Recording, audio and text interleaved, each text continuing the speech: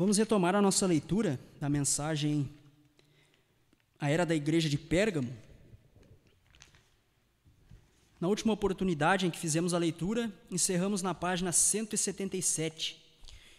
O irmão Brana continuava falando sobre a doutrina de Balaão, e ele diz o seguinte: depois que o sacrifício foi feito, Balaão estava pronto para profetizar.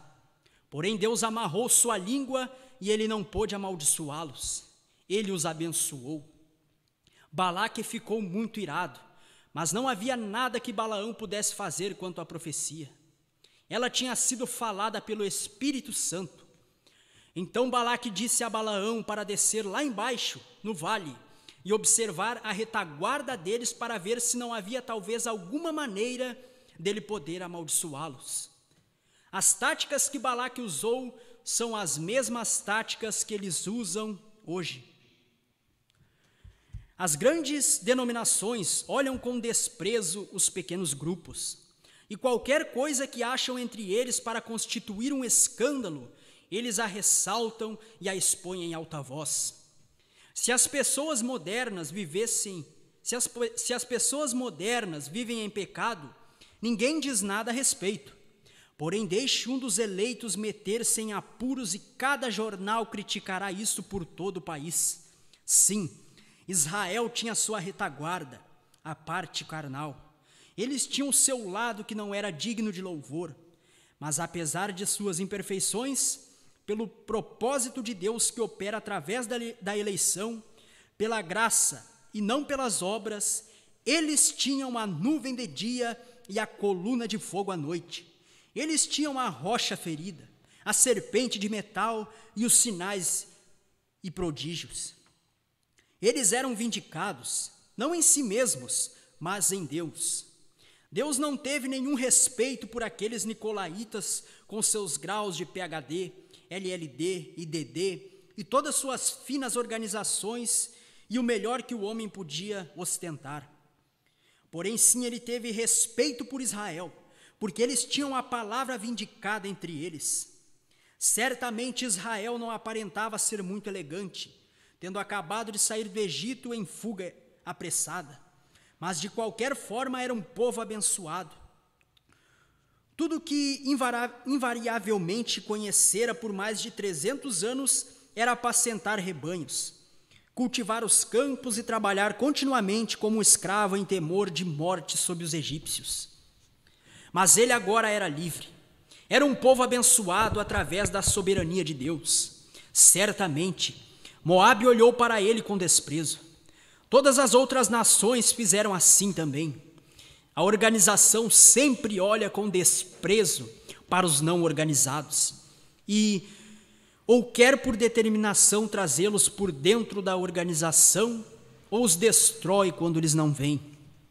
Ora, alguém pode me perguntar: irmão Brana, o que faz pensar que Moabe estava organizado enquanto Israel não estava?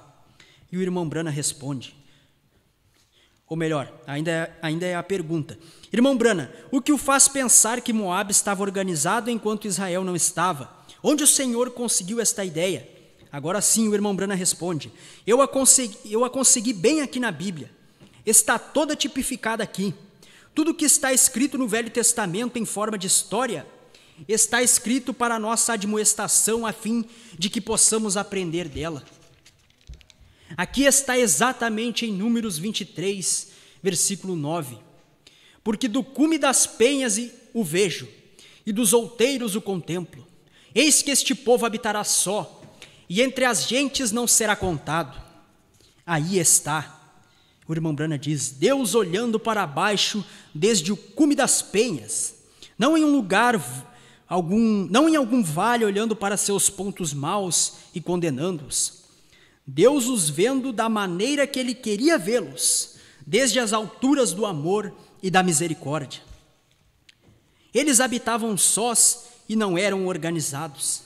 Eles não tinham um rei, eles tinham um profeta, e o profeta tinha Deus nele pelo Espírito. E a palavra vinha ao profeta e a palavra passava para o povo. Eles não pertenciam à ONU, eles não pertenciam ao Concílio Mundial de Igrejas, aos batistas, presbiterianos, Assembleia de Deus ou qualquer outro grupo. Eles não precisavam pertencer. Eles estavam unidos a Deus. Eles não precisavam do conselho de nenhum concílio. Eles tinham o assim diz o Senhor em seu meio. Aleluia!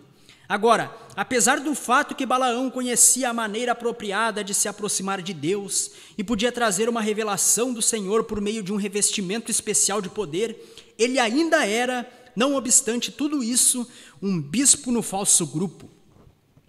Por quê? O que ele fez então para ganhar o favor de Balaque?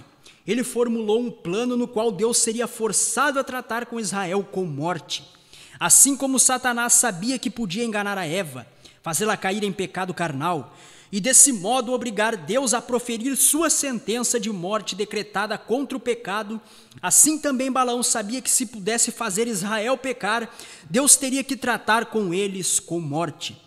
Então ele planejou uma maneira de fazê-los vir e se ajuntar ao pecado. Ele enviou convites para virem à festa de Baal-Peor. Venham e adorem conosco. Ora, Israel sem dúvida vira às festas dos egípcios. Portanto, eles sentiram que não era tão errado ir apenas olhar e talvez comer com o povo. Afinal de contas, o que há de errado em ter companheirismo? Nós devemos amá-los, não devemos? Se não, como podemos ganhá-los? Ser amigável nunca prejudicou ninguém, ou melhor, assim eles pensavam. Porém, quando aquelas mulheres moabitas sensuais começaram a dançar e a se despir enquanto rodopiavam executando seu rock and roll e seu twist, a concupiscência cresceu nos israelitas e eles foram arrastados ao adultério e Deus com ira matou 42 mil deles. E isto foi o que Constantino e seus sucessores fizeram em Niceia e depois de Niceia. Eles convidaram o povo de Deus para a convenção. E quando a igreja sentou-se a comer e levantou-se para folgar, participando de formalismos, cerimônias e festas pagãs da igreja, nomeadas segundo ritos cristãos, ela caiu na armadilha. Ela tinha cometido fornicação e Deus saiu fora. Quando qualquer homem se desvia da palavra de Deus e se une a uma igreja, em vez de receber o Espírito Santo, esse homem morre, morto. É assim que ele está. Não se una a uma igreja, não entre em nenhuma organização e não fique enredado com credos e tradições, nem com qualquer coisa que tome o lugar da palavra e do Espírito. Caso contrário, você está morto. Tudo está acabado. Você está morto, eternamente separado de Deus. Encerramos na página 179. Os irmãos podem colocar-se de pé. Vamos receber o nosso pastor.